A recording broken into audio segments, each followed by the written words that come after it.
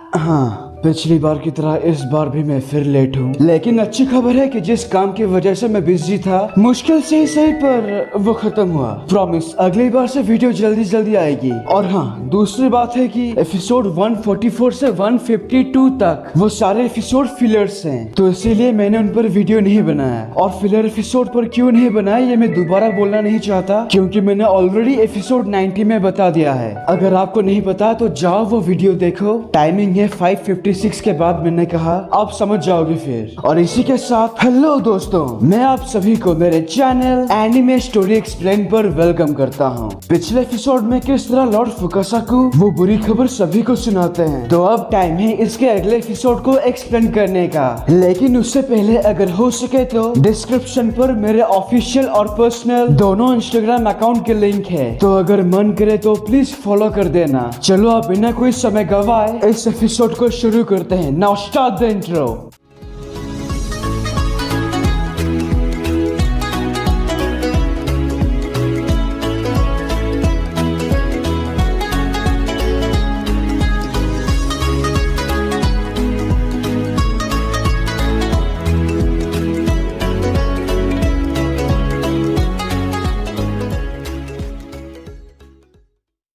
Episode के शुरुआत में जब नारुतो को पता लगता है कि उसके मास्टर अब इस दुनिया में नहीं रहे। मुझे आपसे ऐसी उम्मीद नहीं थी लेडी होकागे। ठरके सानिन अगर आपकी जगह होते तो वो आपको कभी अकेले नहीं जाने देते। नारुतो, लेकिन तुम जाने दो उसे साकुरा, फिलहाल उसे अकेला छोड़ दो। वो भविष्यवाणी का लड़का बेटा जिराया को सच्चे दिल से अपना गुरु मानता है। सुनाडे बेटी, इस विलेज की होकागे होने के नाते मैं तुम्हें सावधान कर देना चाहता हूँ। बहुत जल्द यहाँ महासंकट आने जा रहा है, तुम्हें हमेशा ताकतवर रहना होगा। जी बिल्कुल, भरोसा रखे लॉर्ड फुकासाकु। एक और बात तो मैं बताना भूल ही गया, एक सुराग जो बेटा जिराया ने छोड़ा था वो तुम्हारे किसी न किसी तरह से काम आएगा। दरअसल बेटा जिराया ने हिडन रेन के किसी निंजा को पकड़ा था। इस मेंढक के अंदर वो बेहोशी की हालत में है, और सिर्फ इतना ही नहीं, इसके अंदर उन 6 पेन में से एक की लाश भी है जिसे हमने लड़ाई के दौरान मार गिराया था। क्या, पेन की लाश? बिल्कुल सही सुना तुमने। गामाटा 2, उस लाश को बाहर निकालने का वक्त आ गया। एक ऑटोप्सी कमरे के अंदर लॉर्ड फुकासाकु के आदेश पर वो मेंढक पेन की लाश को बाहर निकालता है। यकीन नहीं होता, तो ये है पेन, जरा इसकी आंखों को देखो। आज पहली बार मैं रेनेगन को देख रही हूँ। अगर तुम लोगों ने इसे समझ लिया तो पेन को हराने में आसानी होगी, इसमें कोई शक नहीं। आप चिंता मत कीजिए, हम इसको पूरी तरह से निचोड़ लेंगे। सीजने, ये काम मैं तुम्हें सौंपती हूँ। जी माय लेडी, आप निश्चिंत रहिए। तो अंत में उस कोड का फोटो लेने के बाद लॉर्ड फुकासाकु यहाँ से विदा लेते हैं। वैसे बहुत अच्छी फोटो है। अब मैं यहाँ का सब कुछ तुम पे छोड़ता हूँ। बेटी सुनाडे, अगर कभी जरूरत पड़ी तो मैं यहाँ आता रहूँगा। आपका बहुत बहुत शुक्रिया। मैं वादा करती हूँ मैं किसी भी तरह पेन को हराने का रास्ता ढूंढ कर रहूंगी। उसके बाद जब रात होती है तो लेडी होकागे शिकमारू को ऑफिस में बुलाते हैं। क्या मतलब अभी? तुमने सही सुना। देखो शिकमारू, मैं जानती हूँ तुम बहुत बिजी हो, लेकिन तुम वो सारे काम छोड़कर इस मुश्किल कोड को सॉल्व करो अभी। ये मेरा हुक्म है। तुम चाहो तो उस लाइब्रेरियन की मदद भी ले सकते हो, वैसे भी काफी समझदार है वो। आप कह रही है तो ये काम इम्पोर्टेंट होगा ही। ठीक है, मैं पूरी कोशिश करूंगा मैम। शिकमारू को ये काम सौंपने के बाद लेडी होकागे पूरी तरह फ्री हो जाते हैं और आखिर में वो अपने दोस्त की याद में आंसू बहाने लगते हैं। देखा जाए तो लेडी होकागे आज सुबह से ही ये खबर सुनने के बाद वो अपने भावनाओं को बहुत मुश्किल से काबू करके रखे थे, लेकिन अंत में आंसू निकल ही आते हैं। ठीक उनकी तरह नारुतो भी एक जगह पर बैठकर अपने मास्टर के याद में रो रहा होता है। तब हम देखते हैं कि उसके हाथ में वो आइसक्रीम है जो कभी एक समय पर जिराया और नारुतो सफर के दौरान खाते थे। तभी उसी वक्त उसके पिता समान इरुका सेंसेई यहाँ आते हैं। कैसे हो नारुतो? हम काफी दिनों बाद मिले। कभी एक समय था जब हम रोज मिलते थे और मैं तुम्हें रोमन खिलाता था। ऐसा लगता है जैसे वक्त बहुत जल्दी बदलता जा रहा है। मैंने मास्टर जिराया के बारे में सुना। नारुतो, मैं वो समझ। इरुका सेंसेई, प्लीज ये मत कहना कि मैं समझ सकता हूँ तुम्हें कैसा महसूस हो रहा है। हाँ ठीक है, फिर मैं नहीं कहूँगा। आप जानते हैं सेंसेई, वो मुझे होकागे बनते हुए देखना चाहते थे। आज मैं जो भी कुछ हूँ इसमें उनका बहुत बड़ा हाथ है, पर उनके आखिरी मुश्किल वक्त पर मैं उनके साथ नहीं था। हाँ, पर इसमें तुम्हारा कोई दोष नहीं। तुम जानते हो नारुतो, मास्टर जिराया के लिए तुम भी बहुत कुछ थे। वो तुम्हें अपना पोता मानते थे। उन्हें हमेशा भरोसा था कि तुम उनके रास्ते पर चलोगे और एक महान होकागे बनोगे। मास्टर जिराया अब भी तुम पर नजर रख रहे होंगे। जरा सोचो, तुम्हें इस तरह दुखी देखकर क्या उन्हें अच्छा लग रहा होगा?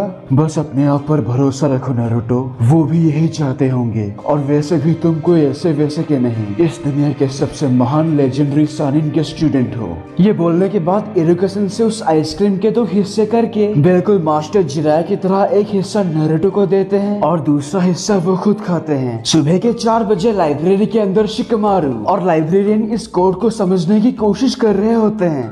देखो, ये बहुत मुश्किल है। मास्टर जिराया ने ये तब लिखा जब उनकी मौत करीब थी। पूरे 4 घंटे से आप बस यही कहने में लगे हो सर। कैसे हो शिकमारू? क्या मैं तुम्हारी मदद करूं? मेरा ये तुम हो ना? काफी दिनों बाद मिले। देखो शिकमारू, इस कोड को सॉल्व करने से पहले तुम्हें इसे उन लोगों को दिखाना होगा जो मास्टर जिराया के करीबी हैं, मतलब जो उन्हें अच्छी तरह से जानते हो। मानना पड़ेगा बेटी, तुम्हें देखकर लगता है कि अब मैं इन सब के लिए बूढ़ा हो गया हूँ। उस हिसाब से देखा जाए तो सिर्फ 3 ही हैं जो मास्टर जिराया को अच्छी तरह से जानते थे। लेडी होकागे, काकाशी सेंसेई और वो दिमाग से पैदल नारुतो। ठीक है, मैं उनसे जानकारी हासिल करके आता हूँ। तुम्हारा शुक्रिया मिराई। तुम काफी क्यूट हो शिकमारू। उसके बाद शिकमारू वो कोड काकाशी सेंसेई को दिखाता है। कुछ पता लगा पाए सेंसेई? शायद कोई लाइन्स होंगी जो नंबर्स में छिपी है। काफी अजीब बात है। आखिर मास्टर जिराया नंबर से हमें क्या बताना चाहते हैं? माफ करना शिकमारू, ये मेरे समझ से परे है। तुमने नारुतो या लेडी होकागे से पूछा?